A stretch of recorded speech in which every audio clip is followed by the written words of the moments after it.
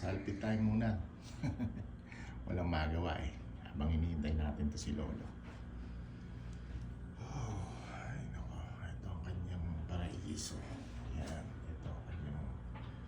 Yan. Walk around. Medyo ano naman. Malinis naman itong bahay niya. Kasi nga, malinis sila. Kaya lang medyo...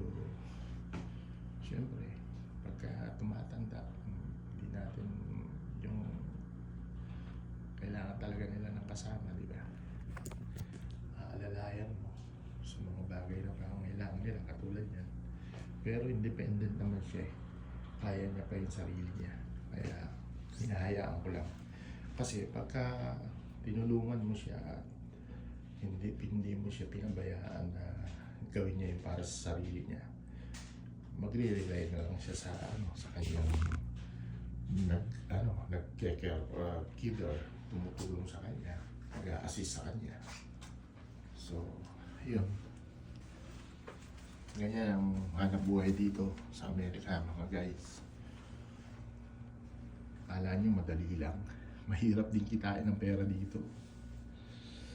Ang mabigat dito yung mga bayarin, apartment, sasakyan, insurance, medical. Isipin mo yun, lahat yun babayaran mo. Oh.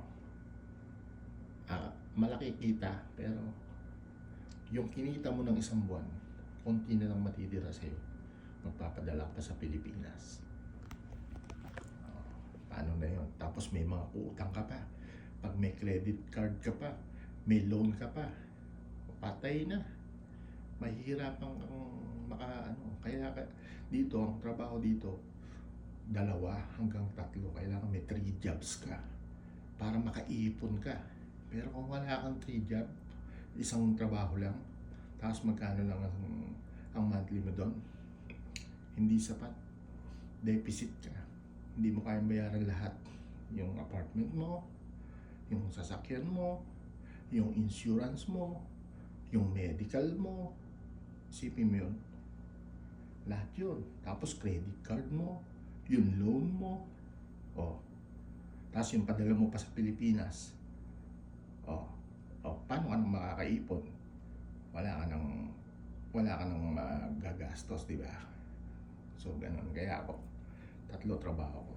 Ang pinakapahinga ko lang yung siguro mga 8 hours. Pinaka-Friday. Alhamdulillah.